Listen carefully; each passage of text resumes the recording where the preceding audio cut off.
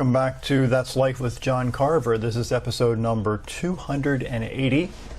And I'm calling this episode Living in a Gist World. Gist is spelled G-I-S-T, living in a gist world. So what is a gist? Well, a gist is the main point or essence of a subject or a conversation or a speech or an idea or a belief. It's a summary or an opinion of information about a given subject or subjects. The cable news networks share 24/7 gists. You hear and see bits and pieces of propaganda or stories and news with little or no context or backstory. You see, knowing a little about a lot can get you in trouble. Again, knowing a little about a lot can get you in trouble. Billions of people around the world follow gists of beliefs without ever digging into the origin of those beliefs. They never discover the information that formulated the beliefs that they hold as dear and true. I love the quote by Neil deGrasse Tyson when he said, quote, "One of the great challenges in life is knowing enough to think you're right, but not enough to know you're wrong," unquote. Once again, quote, "One of the greatest challenges in life is knowing enough to think you're right, but not knowing enough to know you're wrong," unquote. You see, here's the problem with gist. Gist does not tell you the whole story. Gist can and does get manipulated. Gist can and does get exaggerated. Gist can and does get misinterpreted. Let's get a little more personal. The people in your life come from all kinds of backgrounds and situations. When you see them, you're getting a gist of those people. You don't know any details of their lives, their fears, or their goals, or anything else about them. You rarely know their entire story. All you have is a gist of them. When some people come to you and gossips about other people, remember, you're only hearing a gist of the person to whom another is gossiping.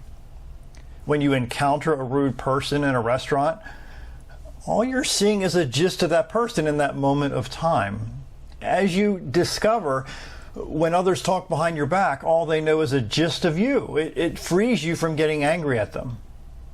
I keep this quote that I have hanging on one of my bookshelves by Gary Vee, and he said, quote, "Overreacting to comments in your posts or Twitter or friends of friends gossiping about you, or even that kind of that try to think that they know who you are, is a huge, huge mistake."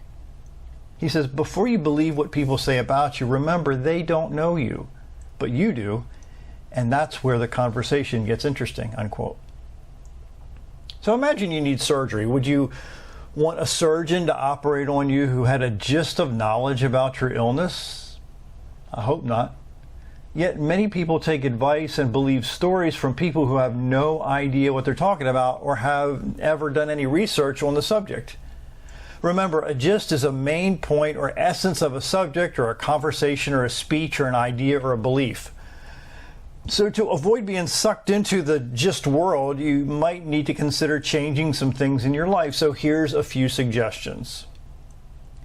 When you have conversations, assume that you do not have the entire story in order to develop a full context and details of the conversations.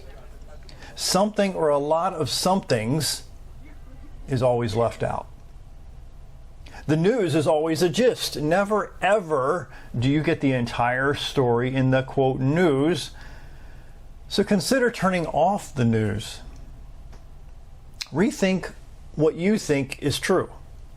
Go back and decide if what you thought was true was based on a gist, or was it based on detailed personal research. Discover the motives, what you see and read. Research everything that interests you. Don't rely on others to give you a gist. Billionaire Charles Munger put it this way. He said, quote, "Go to bed smarter than when you woke up. Mimicking the herd invites regression to the mean." Again, quote, "Go to bed smarter than when you woke up, because mimicking the herd invites regression to the mean." In other words, if you follow the herd, you'll end up being average and ordinary. So life is short, so don't live in a gist world. My name is John Carver. Thanks for watching.